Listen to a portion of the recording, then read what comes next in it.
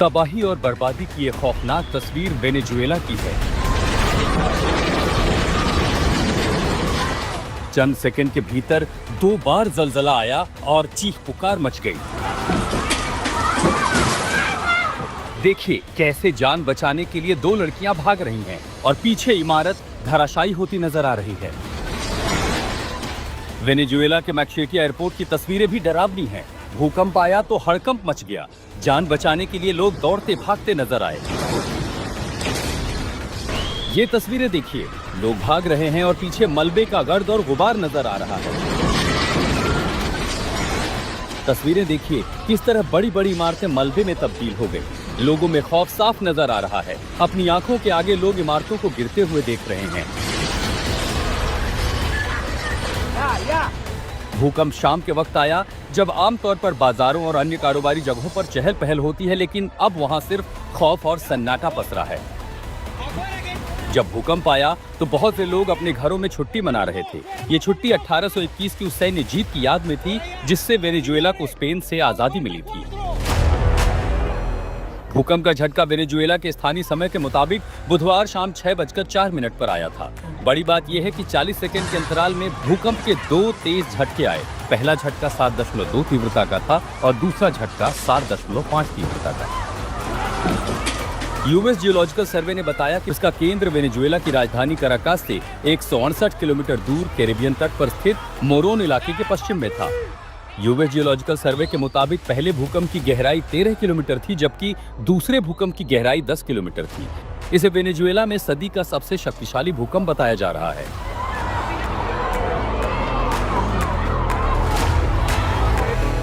भूकंप के इस दोहरे झटके से जानमाल के व्यापक नुकसान की आशंका जताई जा रही है। तबाही और बर्बादी की जो तस्वीरें आ रही हैं, उसमें साफ दिख रहा है कि एक बड़ा रिहायशी इलाका भूकंप की चपेट में आया है। राजधानी कराकस में भी बड़े पैमाने पर नुकसान की आशंका जताई जा रही है। अब हम जो तस्वीरें ज्यादातर देख रहे हैं, ये जो समंदर का तटीय इलाका है कैरेबियन का, उससे काफी अंदर की तरफ था। अगर ये समंदर का एपिसेंटर या तो एकदम किनारे पर होता या समंदर के बीच होता तो सुनामी थी। लेकिन स्टैंडर्ड प्रोटोकॉल ये था कि जैसे ही 7 रिक्टर का पहला भूकंप आया, उसके कुछ ही मिनट में दूसरा भूकंप आया था और इसी के चलते जो कैरेबियन में सुनामी की संभावना थी, यूएसजीसी ने अलर्ट जारी किया था। लेकिन अब से 30 मिनट पहले उसको वापस ले लिया गया है। तो सुनामी का खतरा नहीं है, यानी 2 मोर्चों पर अब वेनेजुएला के लिए नहीं होगी। लेकिन ये जो तस्वीर हम देख पा रहे हैं, आप देखिए जो पहला एयरपोर्ट है इसको बंद करना, लगभग 3 ऐसे एयरपोर्ट हैं जो फिलहाल बंद है क्योंकि ऑपरेशन नहीं हो सकता। कैराकस और उसके आसपास ये लगभग 60 से 70 किलोमीटर का पूरा इलाका है जो अब देखिए पूरी की पूरी इमारत अगर ये टिल डाउन हो सकती है तो इससे अंदाजा लगाया जा सकता है कि मुश्किल कितनी ज्यादा होगी। खासकर यूएसजीसी का जो अनुमान है कि हाई डेंसिटी वाले इलाके जहां सबसे ज्यादा प्रभावित हुआ है और जहां हाई वॉल्यूम होता है, हाई डेंसिटी होती है, वहां लोग जो है उसको 1000 से मल्टीप्लाई करते हैं। देखते हुए तीव्रता कितनी है, वेरी स्ट्रॉन्ग कैटेगरी में इसे डाला गया है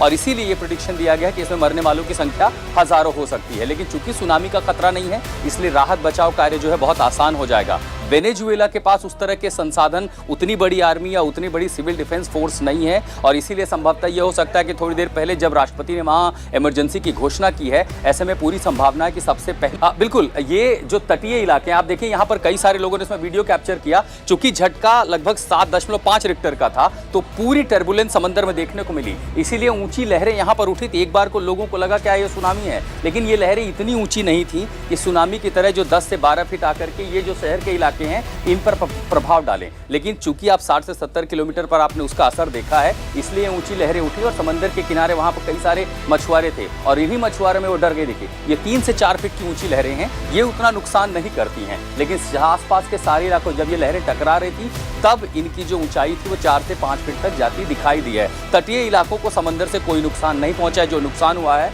वो उसके भीतर का है। और इसीलिए अगर आप देखेंगे कि वेनेजुएला को अगर पूरे मैप को समझें तो एकदम बीचों बीच का हिस्सा है जहां पर ये अर्थक्वेक को सबसे ज्यादा महसूस किया गया था। इसीलिए किनारे के इलाके सुरक्षित हैं, बीच का इलाका, और वो उस वजह से क्या हुआ कि आसपास जो साउथ अमेरिका के दूसरे देश हैं उन्होंने वो झटके महसूस किए, लेकिन वो कम रिक्टर पर थे। वहां कहीं पर 2.5 रिक्टर या 3 रिक्टर महसूस किया गया। इस इलाके को आप देखेंगे तो पानी से कोई नुकसान नहीं हुआ है, लेकिन भूकंप की तीव्रता का असर ऊंची इमारतों पर हुआ है, वो नीचे गिरे हैं, संख्या ज्यादा। और हो सकता है कि अगले जब मसलन आप एयरपोर्ट के इलाके को देखिए, पूरी इमारत है कि लोग भाग करके जाए कहां। और जब ये मलबा 1.5 आप समझिए कि 7 मिनट के भीतर 2 भूकंप महसूस किए गए हैं, तो अगर लोग निकलने की कोशिश करते, जैसे हम स्टैंडर्ड प्रोटोकॉल का पालन करते कहीं दब जाते हैं, ऐसे में वो तबाही ज्यादा बड़ी हो सकती है। अर्थक्वेक को सबसे ज्यादा महसूस किया गया था, इसीलिए किनारे के इलाके सुरक्षित हैं, बीच का इलाका, और वो उस वजह से क्या हुआ कि आसपास जो साउथ अमेरिका के दूसरे देश हैं उन्होंने वो झटके महसूस किए, लेकिन वो कम रिक्टर पर थे, वहाँ कहीं पर 2.5 रिक्टर या 3 रिक्टर महसूस किया गया। इस इलाके को आप देखेंगे तो पानी से कोई नुकसान नहीं हुआ है, लेकिन भूकंप की तीव्रता का असर ऊंची इमारतों पर हुआ है, वो नीचे गिरे हैं,